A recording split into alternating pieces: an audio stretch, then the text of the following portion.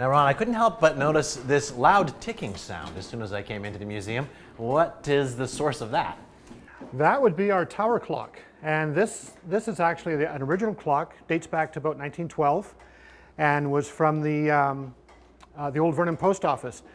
The clock was installed in the post office in 1913, and ran faithfully for a number of years, and then in 1959, post office was torn down. The clock was taken out. It landed in several storage areas. Parts Scattered around? Scattered around. Oh, wow. Parts went missing and so on. But the main body of the clock ended up at O'Keefe Ranch.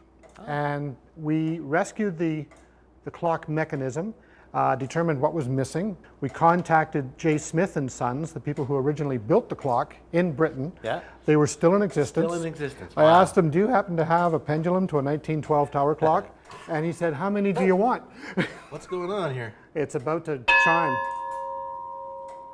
Awesome. So it still works perfectly. It keeps perfect time now that we've restored it, yeah. That's amazing. It's so cool to see this mechanical device like that. So we're shooting at 11 o'clock. We're going to get gonged on here. Yeah, that's right. So now what we need to do, the next part of the project is to build a tower around the mechanism so we can reinstall the dials. The dials they're about 5 feet in diameter. Wow. Big dials. I mean, the hands are a couple of feet long. And each dial weighs about 250 pounds. So we've got 1,000 pounds of dials that have to be sitting up in the sky here. We need a sturdy tower. We need a sturdy tower. Once it's all done, it'll just remain here in the museum and continue running. So if people come down here to visit the museum, they got to make sure that they time it so that they're here on the hour. Exactly. So they can watch this thing chime. So they can hear this thing chime. That's really cool. Yeah, it's totally cool.